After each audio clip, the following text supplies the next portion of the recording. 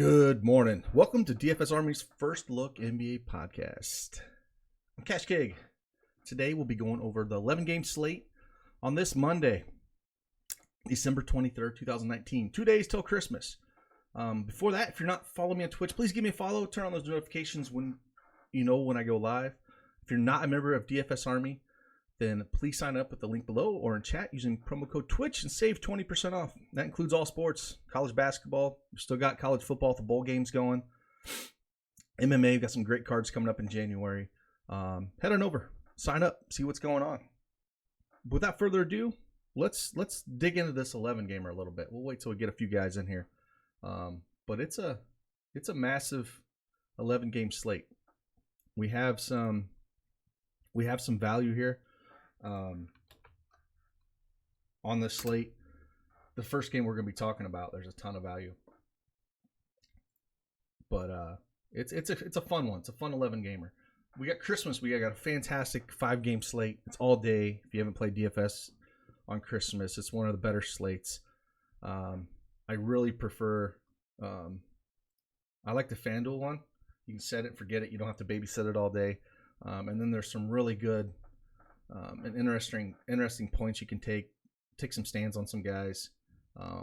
But yeah, I'm gonna drop a video and cheat sheets on that on Christmas Eve. So we'll have those out nice and early. But let's head on over here and start talking about it.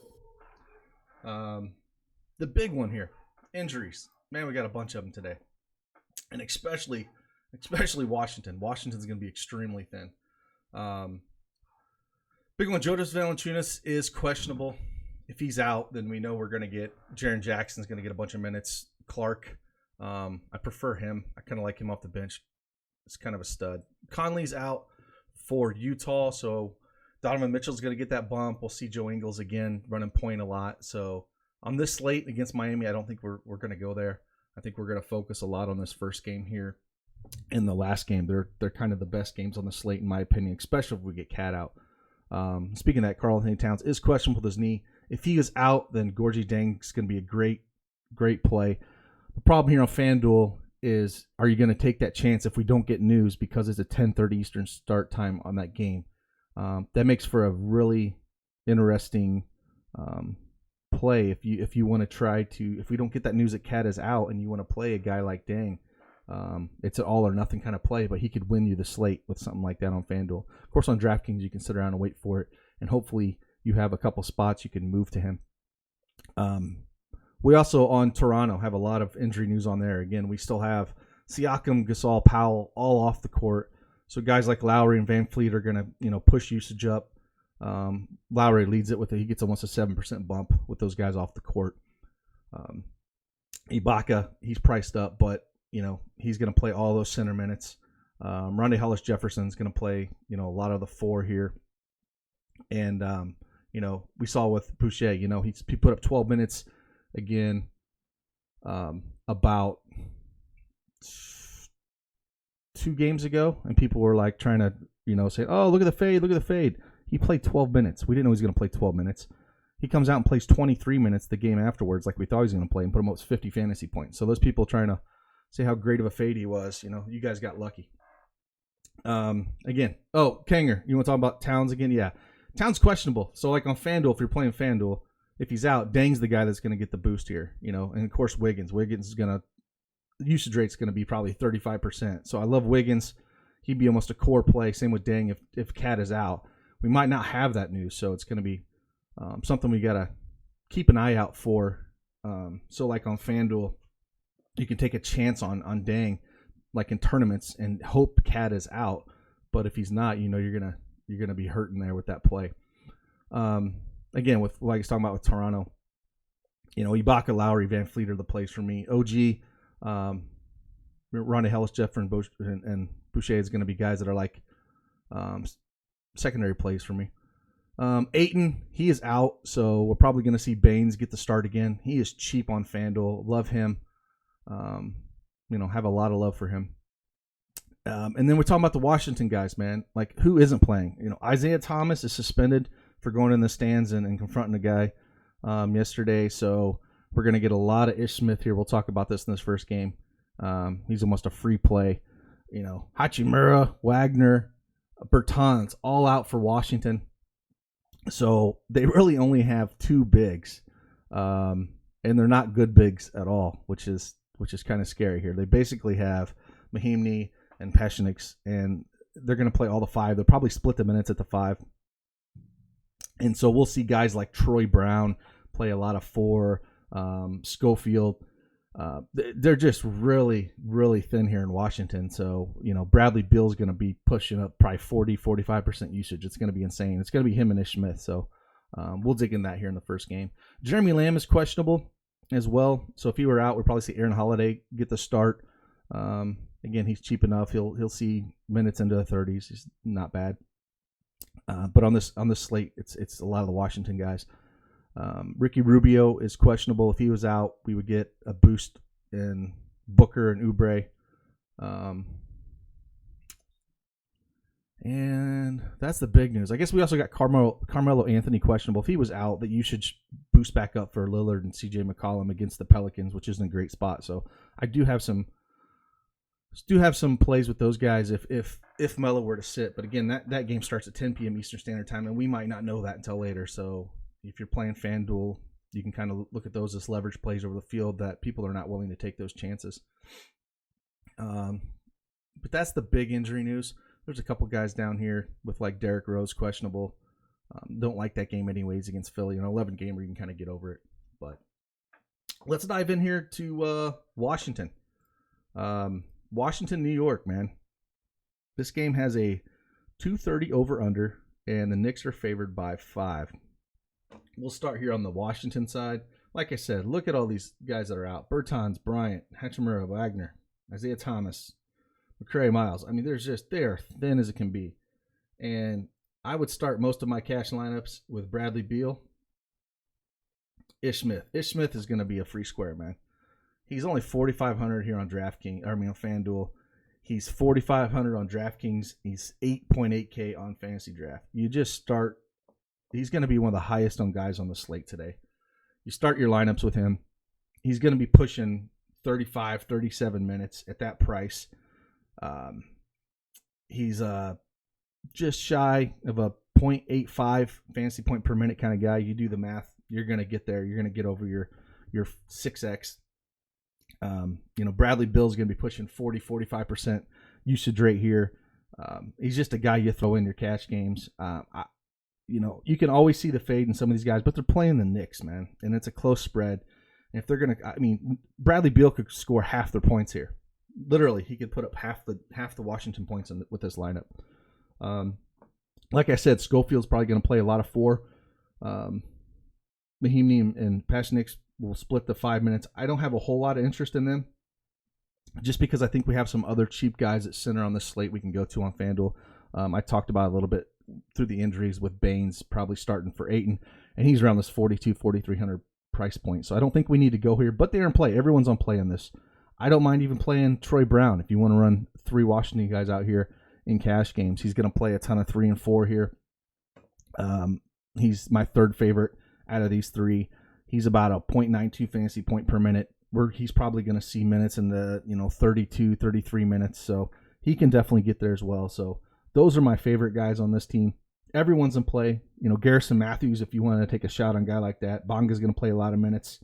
But these guys are like tertiary plays for me. I wouldn't really look at putting them in cash games at all. It's basically these 3 the guys you're looking at. On the Knicks side, all of them are play because they're all cheap. We have a ton of guys here that are extremely cheap. Julius Randle, 6,900. Mitchell Robinson, 6,200. They should be able to crush anyone in this front court. It's the Knicks. Yes, Fizdale's out of the show here, but RJ Barrett, 5,500. Marcus Morris. All these first 5 guys here, the guys I would focus on. I don't mind running a full stack here on this game at all, and then pick a few pieces up. I think it's going to be extremely popular. But with how thin Washington is, game stack this one up because it's got a lot of cheap prices here on the Knicks side. And then, there's 3 or 4 pieces you plug in on the Washington side. You have a full stack. And, it's definitely a game stack piece here. with that close spread, as long as Beal's shot's going down, it's going to be close. So I would focus on those top 5 guys. If you think it's going to be a blowout, then you can look down here to your, Bobby Portis's or Knox, Frankie Nicotine, guys like that. But I would stick to Barrett, Morris, Peyton, Robinson, Randall. I don't think any of them are a must for me in cash games. I think if it was one, it'd probably be Julius Randle and Robinson more of a GPP piece just because of minutes. We know the minutes are probably going to be there for Randall or Barrett, so those would be the 2 guys that I would really have the most love for, with Morris and Peyton being next and Robinson being last there. So let's move on to Atlanta and Cleveland.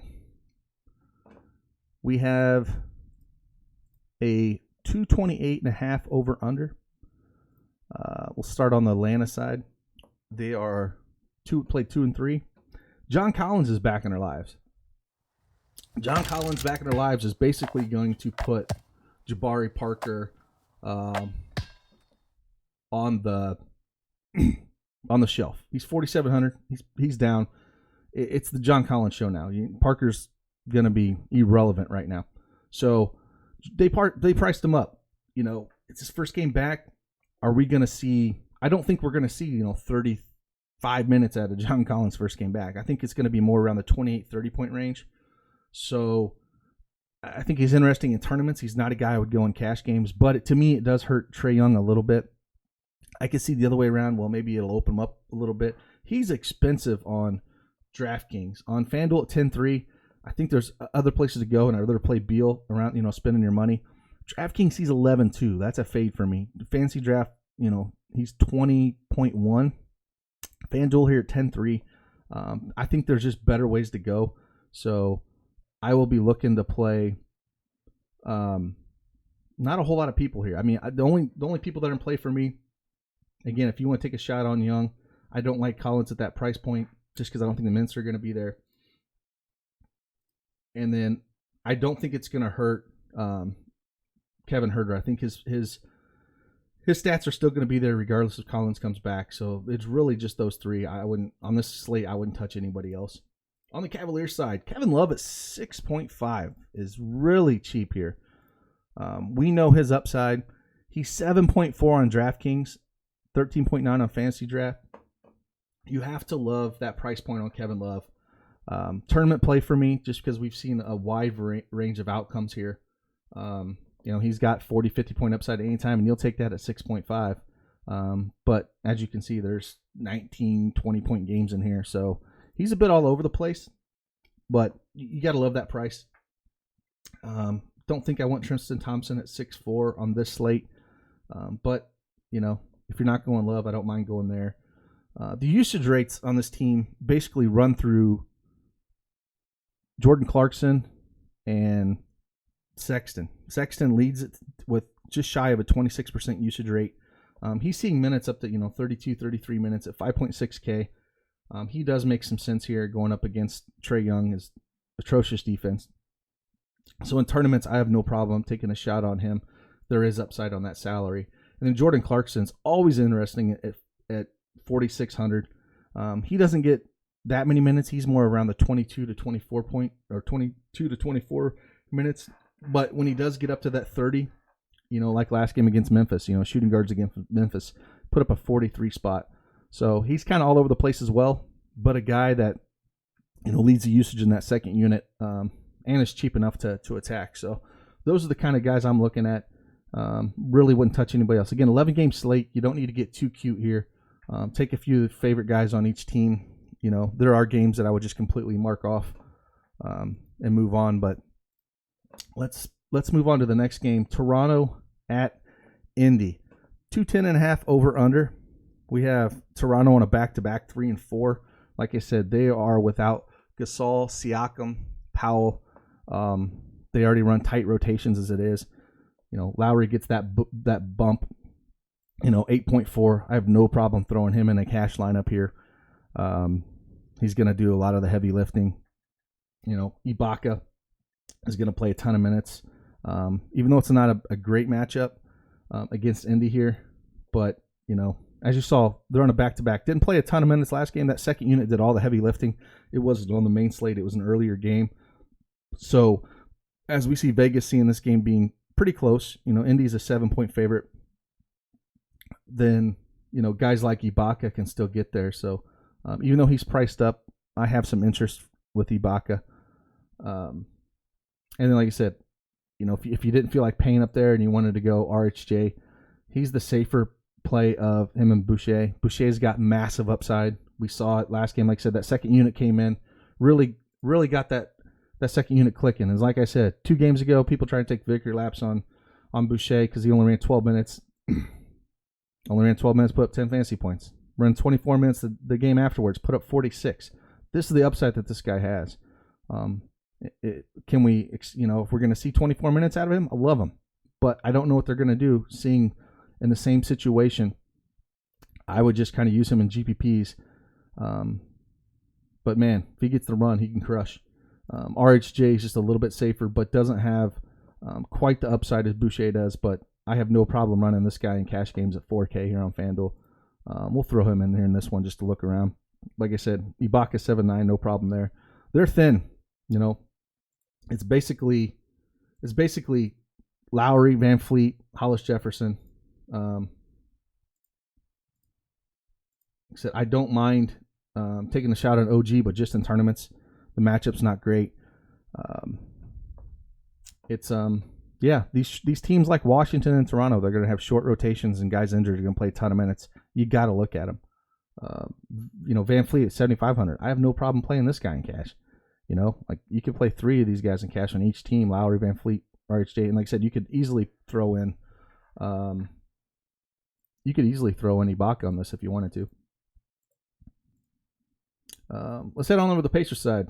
Like we said, on the Pacers side, with Lamb, he's out.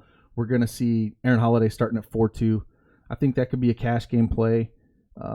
I don't think I'll be going there. If I did to be matched with Ish Smith, he would not be a play over Ish Smith for me. There's just no way with the minutes that he's going to play. If Holiday, if Lamb is out, Holiday's going to play 30 minutes and start. But again, it's not some smash play. Sabonis could do a lot of work here at 8-1. He's, against that depleted front court of Toronto. Gasol's out of there. Ibaka, is a good defender, but I have no problem playing Sabonis here. So I don't have a whole lot of love for this team on the Indy side. I just think that there's better ways to go. So I'm not really looking at playing too many of these Indy guys. Again, it's Holiday if Lamb is out. Then maybe a little bit of Sabonis in tournaments, but that's it. Chris C, yes, I'm going to do a Christmas Day slate breakdown. It's going to be either early tomorrow morning or I'll do it late tonight for Christmas. So I'll be doing a breakdown, and we'll have sheets for that. Let's head on over to Philly at Detroit. This is a 214 over-under, and it looks like we have Philly favored by 4.5. I don't have a whole lot of interest on this game. On an 11-game slate where we have clear-cut value, yes, if Griffin sits, we have Drummond, but it's not a pay-up position for me. For me, more like if Griffin does sit, Markeith Morris at 5,300 is interesting. Luke Kennard at 4,900. Just the secondary pieces on the slate. Nobody I have to have in this game. It's kind of a game where if you're playing cash games, you just kind of cross it off. Especially on the Detroit side, Drummond, I think he's going to have some issues down there with Embiid.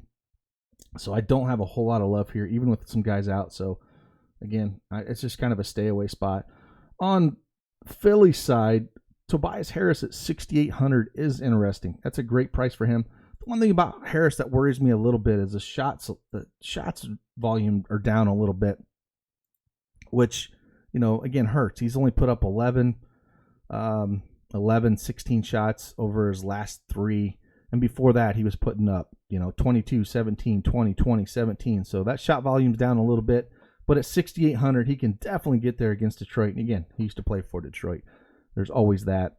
Ben Simmons at 7,900, just a GPP piece for me here. I would much rather go up to Lowry, just with how thin they are. But again, Harris, Simmons. Again, it's not a spend-up spot for me for Embiid or Drummond, but both make good tournament plays.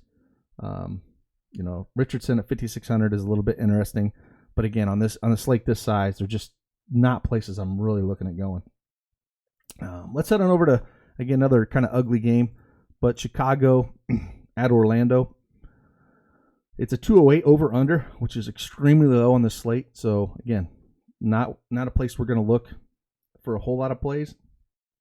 But if we look over here at the Bulls side, it's basically Levine for me. I don't want to play a ton of guys. Orlando's a really slow team. I don't have a whole lot of love for the Bulls. Their team total is 101.5, which is extremely low on this slate. It's basically Levine if he goes, and that's it. I would just kind of stay away from this whole team. It's not on 11 gamer. For the Magic, Vucevic 7-7 is a great price. Fantastic price for Vucevic here. I have no problem. If you're not paying down at center, this is probably where I'll look. You attack the Bulls in the front court. Since he's come back, he'll never hit massive minutes, but in 32 to 34 minutes, he's a 1.3 fantasy point per minute kind of guy. Usage isn't massive, but around 25% usage here. So if I was going to pay up at center, this is the kind of guy I'm looking at. Last game out, he had a massive game.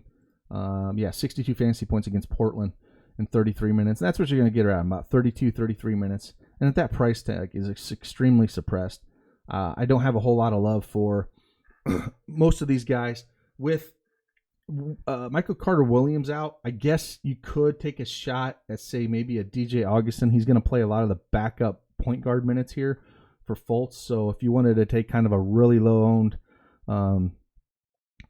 dart throw kind of play that has upside, that kind of gets off some of the chalkier point guards, I guess you could look at him. But again, not a whole lot of interest for this game in general. Let's go to Utah at Miami. Talking about a defensive game here. 212.5 over under. Again, very low over under, where we have Miami favored by 4. We talked about it that Conley is still out. So we're still going to get old point guard Joe Ingles here at 5K. The matchup isn't great, so I'm not like clamoring to play any of these guys. This is kind of just I don't say a cross-off game, but a game that's going to be low-owned, low pace, defensive battle. I just don't love it, man. 8K for Donovan Mitchell. Are you going to pay 8K for Donovan Mitchell, or are you going to just pay up for Bradley Beal, who's going to have all the usage in a better spot? You just have to love it. So, again, Gobert up against Bam. They're two of the better defensive teams. I just don't think this is a place you want to get cute. Again, if I was going to look at anybody, it'd be Joe Ingles, and just because he's running point guard there. But don't love this spot. Over on the Heat, again, Dragic is back in our lives, so that brings Jimmy Butler's ceiling down a lot for me. Bam 8-6. Again, it's kind of like Gobert. I just don't have a whole lot of love there. And with Dragic back, it really hurts Hero and Nunn's ceiling.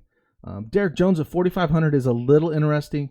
He plays basically Winslow's minutes here, and he's shown some upside, especially on FanDuel with the blocks and steals. He can get there, so he'd be the one piece in this game that I would kind of look at. Other than that, I would just kind of move on. It's not a fantastic game to attack.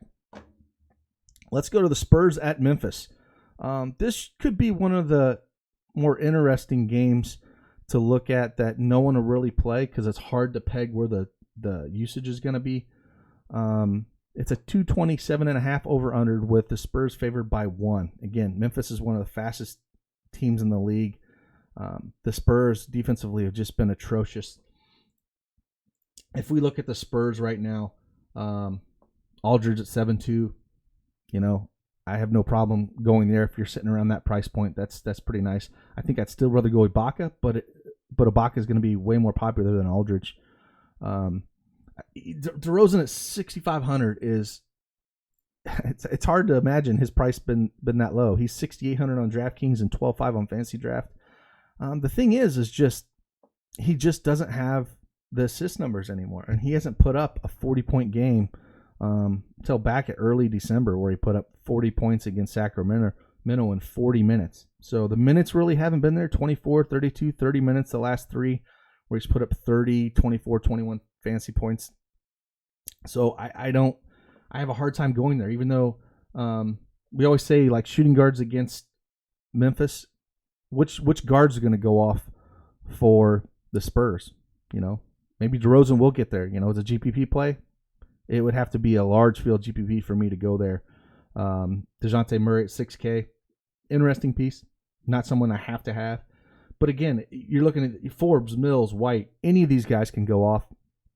So if you want to take some chances at some of these guys, be my guest in large field GPPs. But it's basically Aldridge if I'm looking at anyone on this team to attack in your single entry or hybrid lineups. But in MME, any of them are viable. Over here on the Memphis side, John Morant at 7.2 is a nice price. Again, going up against the Spurs. Man, I don't know if you guys saw that dunk that he put on Kevin Love a couple games ago, man. Holy crap. That was an impressive dunk attempt. He tried to leap over him. But again, if we get Joval out, Jaren Jackson gets a bump at 6'7". Clark at 5'5". I just really like playing this kid. If Joval's out, everyone will go to Jackson. I would kind of like to pivot to Clark. He's got almost a 20% usage. Doesn't play as many minutes as Jackson, but he still plays around 25, 26 minutes. And he actually has a higher fantasy point per minute than Jackson. Jackson's about a 1.06, where Clark's a 1.14. So really love that. And so for me, there's lots of ways you can go here. Dylan Brooks at 5'2 is a little interesting. But again, no one's going to play this game because they're kind of priced accordingly. No one's extremely cheap except for those Spurs guards. But for me, it's Jovel's out. I'm looking at Clark and Jackson here. And again, Morant can always have a ceiling game. The one issue with Morant is the minutes. He never sees a ton. Saw 30 last game. He's too volatile to play in cash games. Last game in Sacramento, he saw 30 minutes, put up 21 fantasy points. But then we get him 3 games ago against OKC, 32 minutes, put up 37 fantasy points. So GPP only, but just saying this is going to be a low-owned game. A game that you can maybe look to attack. Denver at Phoenix. We have a 216 over under. I think we have Denver on a back-to-back 3 and 4. Got Phoenix on a 3 and 4, not on a back-to-back. This Denver team is favored by 3.5. Again, going up against Phoenix. I kind of wish Ayton was playing to play Joker, to be honest, because Ayton's defense is absolutely horrendous. At 9.5, again, I would rather just go down to Vucevic on FanDuel. Like that's a hefty price tag you're paying for him for 9.5 here. So, against Phoenix, I think the one guy I would look at playing is Will Barton at 6'2". He's going to see minutes. He's at a 0.95 fantasy point per minute. Plays mid-30s. I think you can, not a ton of meat left on the bone, but I don't mind that. All these guys are going to be low-owned. You could take a shot at Millsap at 4.8. If you think, Denver's going to really hit him hard, Plumlee's always in play. But not a whole lot of love here on this side. On the Sun side, again, Ayton is out. So if they start Baines at 4,300 is extremely interesting in cash games. That's just too cheap. I know he's going up against Joker, but at 4,300, if he sees 30 minutes, I have no problem playing Baines in cash games. I would rather play Deng. Like we'll get there at that last game at Minnesota. If we knew that Cat was out, Deng has way higher upside than Baines.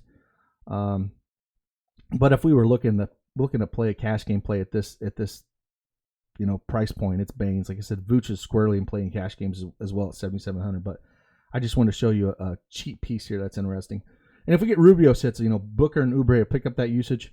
Oubre at 6K. Again, it's a tough matchup against Phoenix. Against Denver. So these are not guys I'm going to try to slam in. But when you get your front court of Baines at 4-3, and if we get Sarge and Kaminsky playing as well, I have no problem playing all these guys. Sarge at 4-3 is very interesting. No problem playing him. He's going to play a bunch of minutes here.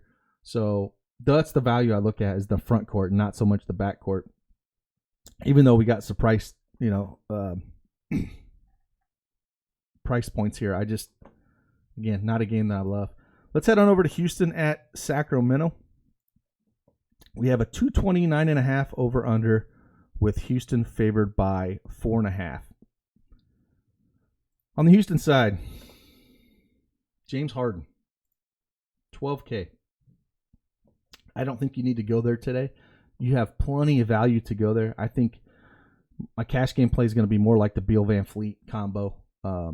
Just they can exceed their salary way more than Harden can. But, Sacramento's a pace down. No problem playing Harden here.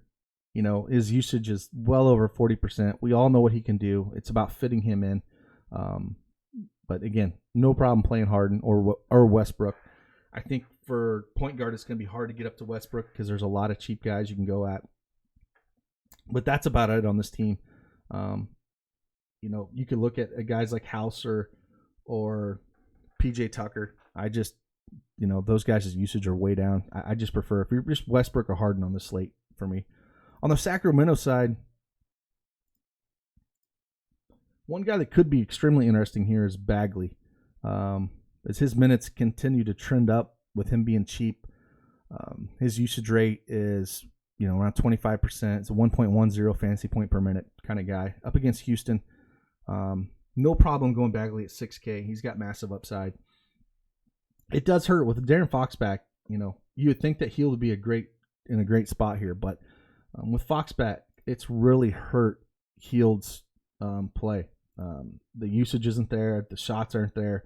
And as you can see, his fantasy productions took a hit since Fox came back. So tournaments only, but yeah, it's been a struggle for those guys. And Bogdanovich, if he does play at 4-4, is extremely cheap. I kind of like that because he's going to see 27, 29 minutes.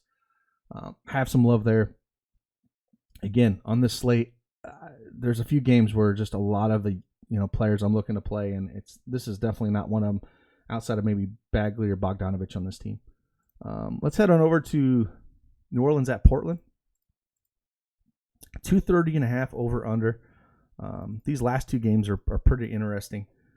Hopefully we get that cat news again. That's going to dictate a lot of the slate. On the Pelicans side, if you can afford them, no problem playing Brandon Ingram. I think they're both priced up, him and Drew Holiday. Derek Favors at 5.5 is pretty cheap as long as he's in there. They got 112 implied team total here, and most of the usage is going to come from Ingram, where he's just shy under 30% usage on 1.22 fantasy point per minute. He'd be one of the guys I would look at playing. Like I said, in this lineup that I kind of put in here, he would slide right into there if you want to play him. Even though I have more love for that last game, if we can figure out the injury news. But we know Ingram's going to play. He's going to put up points. No problem playing him against Portland here. Got massive upside.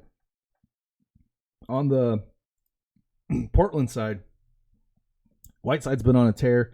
If Melo does sit, CJ McCollum and Lillard get a boost in usage. So those are the guys you're definitely going to want to look at in tournaments. I don't know if we'll have that news until that hits. Bazemore gets a big bump if Melo is out as well. He's 4,800. Have a lot of interest in him if Melo is out.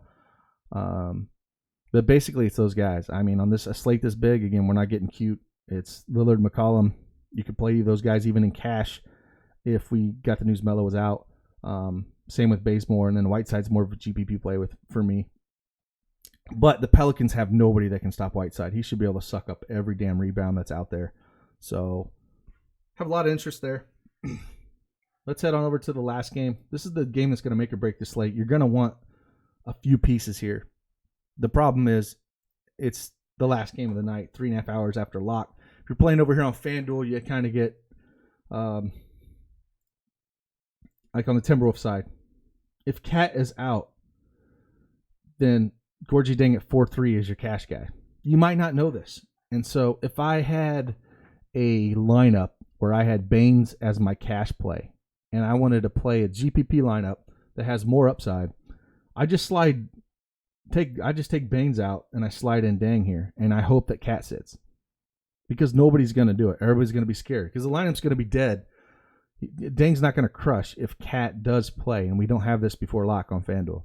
On DraftKings, again, you can wait around for it and then make that late swap. It's extremely important to sit around on DraftKings and wait for that news because Dang becomes almost a core play over there. He's 4.6. Put up 39 fantasy points in 36 minutes against Portland when we had Cat out just 2 days ago. So the upside is tremendous here, and it's a great spot, against Golden State. I mean, there's going to be a ton of points scored here. It's a 221.5 over under, and Minnesota's favored by 2. Looking at that line, I would think that Cat would sit because you'd think Minnesota would be favored by a little bit, but Golden State's been playing a little bit better. If Cat were going to sit, again, Dang's my favorite guy. Same with Wiggins, 7,500 is way too low with the usage that he'll have. Teague is interesting GPP. I can't trust him in cash games. And then Covington, those are the guys I'm looking at here. Napier at 4.7. I just, even if Teague came off the bench, even with Cat out, would be GPP only. But those on a slate this large, I just look at the main guys that are going to score. And it's basically Wiggins, Teagues, Covington, and Dang, with Dang being my favorite of all. And, let's head on over and look at the Golden State side. The Warriors basically, it's D. Russ and Burks for me. Now, if we get Pascal out, Draymond can be a little interesting here, but they have enough people in that front court that they can kind of mix and match guys and throw them around. But Burks getting a ton of usage in that second unit, 5,600. You can play him regardless. No problem chucking him in one of my cash spots here if I want to throw him in. And this is where, if you threw him in cash, and you could put easily 7,900, you could easily throw Vucevic down here in this lineup. There's lots of ways to go. And then Russell 8,300. That's where the usage is going. Russell's right around 33% usage with 1.16 fantasy points per minute. I think the Golden State side is going to be a little less owned than they should be on this slate because it's a massive slate. But I'm not a big guy to force in a hammer. But on this slate, with Burks being that price, they never raise his price, I have no problem having him be your hammer piece here. He just continues to put up good numbers, and it's a great matchup against Minnesota. It's one of the, he's at about a 0.96 fantasy point per minute, usage around 23%. Again, he owns all that usage in the second unit. And then the one sneaky guy that could be, he's been putting up good numbers, is Damian Lee. They won't price him up, and he's consistently put up decent numbers here where he's got big upside. Put up almost 30 fantasy points against the Pelicans there in 34 minutes. But I mean, last 4 games at this price tag, he's hit 5x or above in every game. So tournaments, I like Damian Lee. And again, if Pascal's out, you could take some shots at guys like, Chris or Looney or guys like that. But I wouldn't. I would just look at Burks, Lee, and Draymond and Russell, with Draymond being my least favorite out of the 4. So, yeah, that's a slate in a nutshell, man. Again, it's Washington's just so thin right now. Toronto's thin. Your cash teams, I kind of build around them, and then this last hammer game with some one-offs here in some of these, I think it's that easy, and the ownership's not going to be as high because it is a 11-game slate. So if we have some questions, I'll answer some questions. If not, I'll get on out of here and start working on this sheet. So should be a good one. Again, nice 11-gamer. Got some good contests out there. If you guys are waiting for that Christmas Day sheet, again, that'll be out on Christmas Eve. I'll do a video on it, and then hope to win some money on Christmas. It's always a good time. Any love for Shabazz on DK if Towns is out? Only in large field MME tournaments, Kanger. That's all I would look. I think Teague has more upside there, especially if he's off the bench. I prefer him off the bench. I don't really want Teague starting. So I hope Shabazz does start if that happens, with Teague off the bench. But Dang's the play for me there. I'm not going to get too cute on this slate. But, all right. Again, hope you enjoy your Monday. For those of you who are working, sorry. Christmas is almost here, 2 days. Again, we'll be back tomorrow. Knock out that Christmas Day slate. Probably do it early in the morning. So if you guys want to come in here early, I'll have it way before 11. I'll probably come on at like 9 or 10 in the morning and knock it out. Heck, I might even do it tonight, depending on how things go.